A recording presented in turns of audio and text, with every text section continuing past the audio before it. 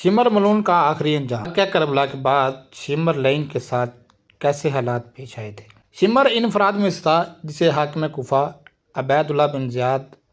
کوفہ کے لوگوں کو حسین بن علی کے سفیر مسلم بن عقیل کی طرف سے دورہ کرنے کے لیے دارالعمارہ کے اوپر بھیجا تھا۔ جس وقت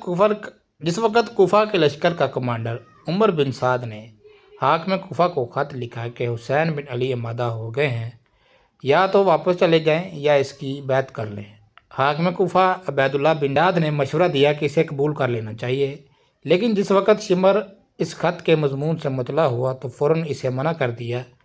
اور مزید کہا کہ اگر حسین بن علی تمہاری اطاعت نہیں کرتے اور پلٹ جاتے ہیں تو بعد میں اور مزید طاقتور ہو جائیں گے، پس بہتر ہے کہ انہیں چھوڑا نہ جائے کہ وہ پلٹ کر واپس چلے جائیں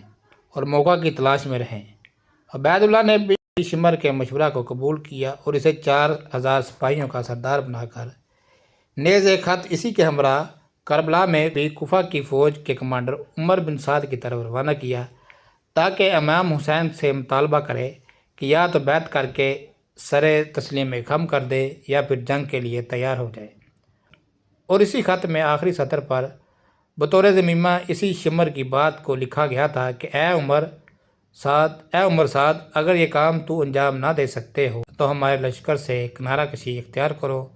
اور لشکر کی کمان شمر کے سپرد کر دو۔ محرم کی 10ویں تاریخ کے دن کی آخری گھڑیاں، جس میں حسین بن علی کے سر اقدس اور جسم مبارک پر بہت زیادہ زخم لگے ہوئے تھے، شمر نے اپنے کندھا برہنہ خنجر کے ساتھ امام حسین کے سینہ مبارک پر بیٹھا اور حضرت کے سر اطہر کو کربلا کے واقعہ کے بعد شمر مختار کے چنگل سے نکل بھاگا، لیکن مختار نے بھی حکم دیا کہ وہ جہاں کہیں بھی گیا ہے اسے تلاش کرے، اس کے اعمال کی سزا تک اس کو پہنچائیں۔ کوفہ کی شورش کے ماجرا میں شمر نے مختار کے خلاف بغاوت میں اصل کردار ادا کرنے والوں میں سے ایک تھا۔ اس کے نتیجے میں مختار کا ایک غلام اس کے تعاقب میں گیا، لیکن شمر کے غلام سے اسے قتل کر دیا گیا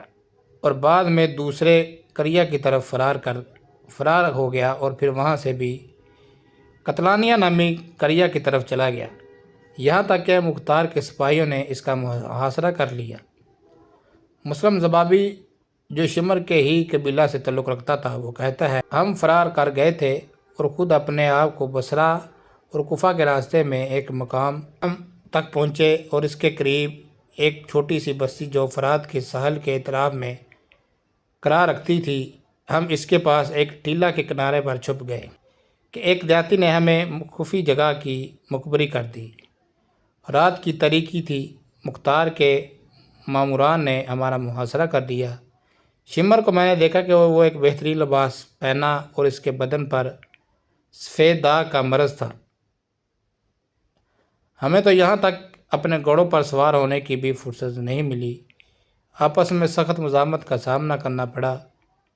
چند ساعت کے بعد اللہ اکبر کا نعرہ ہم نے سنا اور کسی نے چلا کر کہا خداوند عالم نے ایک خبیث کو مارا۔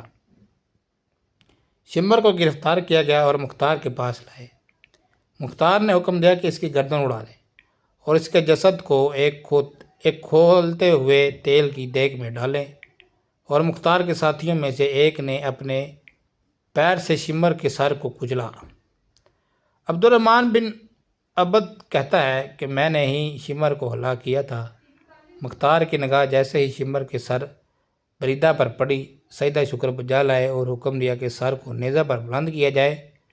اور شہر کی جامع مسجد کے سامنے لوگوں کی درس عبرت بنا دیا جائے۔ شمر کے تمام ساتھی فرار ہو گئے، خود اسے ہی اتنی فرصت نہیں مل سکی کہ جنگی لباس پہن سکے اور خود کو ایک کپڑے میں لپیٹا اور ایک نیزہ کے ساتھ مختار کے سپاہیوں کے سامنے کھڑا ہوا تھا، یہاں تک کہ اسے شکست ہوئی۔ ایک اور قول بھی اس سے ملتا جلتا تاریخ میں درج ہے کہ ابو عمرہ نے شمر کو گرفتار کیا اور مختار کے پاس لایا۔ مختار ثقفی نے اس کے سر کو بدن سے جدا کیا اور اس کے بدن کو کھولتے ہوئے روغن کی ایک دیگ میں ڈالا۔ مختار کے ساتھیوں نے اس کے سر کو پیروں سے کچلا اور پھر اس کا سر محمد بن حنفیہ کے پاس بھیجا تاکہ ان کی تسکین کا سبب بن جائے۔ شیخ طوسی نے بھی اپنی کتاب امالی میں شمر کی سزائے سود کے سلسلے میں تحریر کیا ہے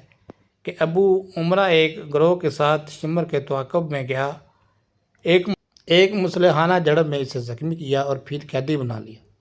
مختار کے پاس اسے لایا گیا۔ مختار نے حکم دیا کہ اس کی گردن اڑا دی جائے اور اس کے جسد کو ایک تیل کے کھولتے ہوئے دیگ میں ڈال دیا جائے۔ مختار کے ساتھیوں میں سے ایک نے شمر کے سر کو اپنے پاؤں کے تلے کچل ڈالا۔